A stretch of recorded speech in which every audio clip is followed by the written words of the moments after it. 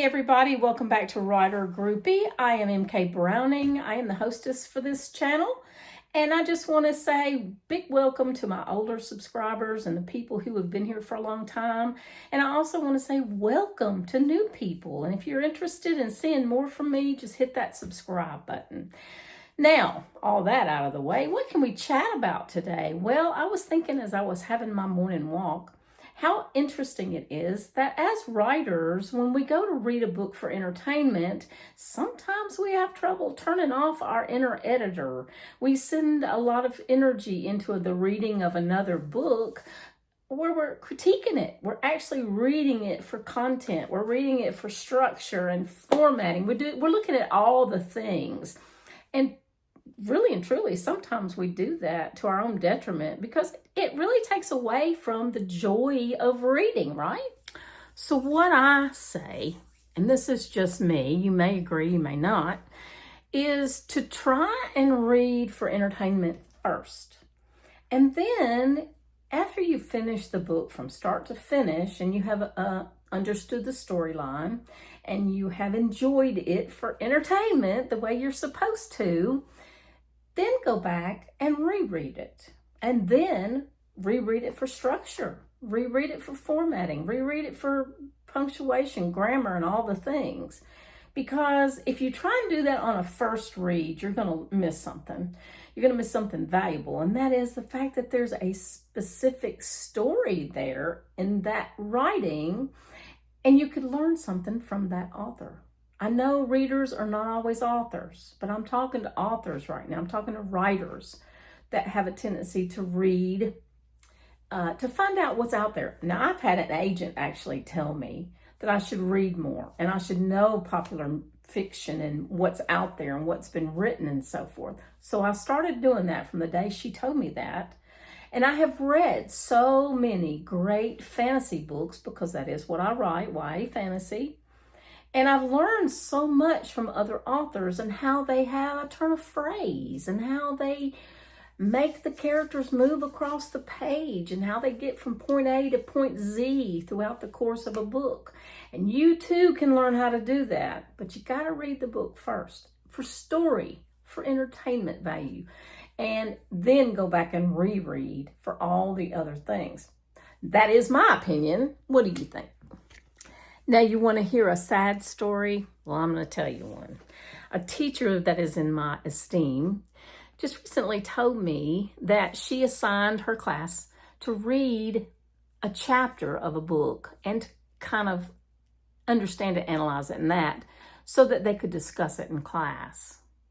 And more than half of the students said that they did not read it because they didn't have time, or because it was too long, or because they just don't like to read. Now that, to a writer that writes YA fiction, that is a very sad story. And y'all, I'm hearing it more and more. So if you are the parent of a young person, please encourage them to read. It is so, so vital to the continuation of literature, first of all. It is very vital to them, believe it or not, because without literature, I mean, I know there's movies, I know there's art, I know there's a lot of other art things that they can involve themselves with, but without the written word, without literature to ingest, we'll say, they won't have that same imaginative output. They need the imagination. They need that imagination. Sometimes watching movies and things like that, the imagination is kind of spoon-fed to them. It's not like reading a book where you are actually picturing things in your mind. And so that's me up on my soapbox for you today. I just want to encourage people, to encourage children and young people to do more reading. I think it's vital. What do you think? And while I have your attention talking about reading and getting our kids to read, let me just encourage you as an adult to read more and read variety. Don't just read YA fantasy, and don't just read romance, and don't just read history, and don't just read horror. Come on, you guys. There's a lot of variety of types of books out there. get your feet wet with something new. Because, and I know this as a writer, sometimes we get stuck in certain genres, reading certain types of writing, and the way that it's written is pretty similar, and the tropes are all the same. And after a while, there's no imagination in that for us either. We're not seeing the pictures in our mind the way we should because we've read it before, quote unquote. I'm hearing a lot of that too. Authors are saying, oh, I get so tired of these books. I've read it all before. So if that's you and you feel like you've read it all before, switch genres. It's time to move on to something new and build your imagination meter back up, if you will. And I use a lot of word phrases around here. For you new folks, you'll learn. I am an old woman and I use a lot of phrases from my lifetime, and some of it's old and tired.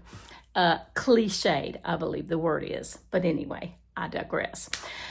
So please find some new books to read in a new genre, perhaps, by new authors you've never tried before, because that is a great way to get yourself into a new mode of writing and reading. That's my opinion.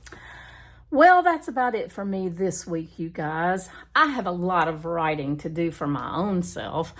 My latest book, my work in progress, is down to about the last 3 or 4 chapters, and I just have to get into it today. I have to dive in. I have to make myself get some writing done. I have been suffering from some burnout, some, not really wanting to sit down in the writing chair and get the work done. And that is a terrible, terrible way to live, because in your head, you're thinking story, story, story, story. But when your body goes to move toward that laptop, all of a sudden it goes, oh, you could do dishes. Oh, you could clean the bathrooms. Oh, you could play with the cat. Oh, you could do a million other things. You come up with a million other things and let that get between you and the writing.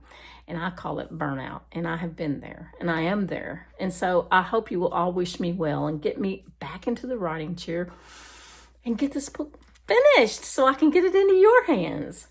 Anyway, that's it for this week. Love and best wishes. Please keep reading.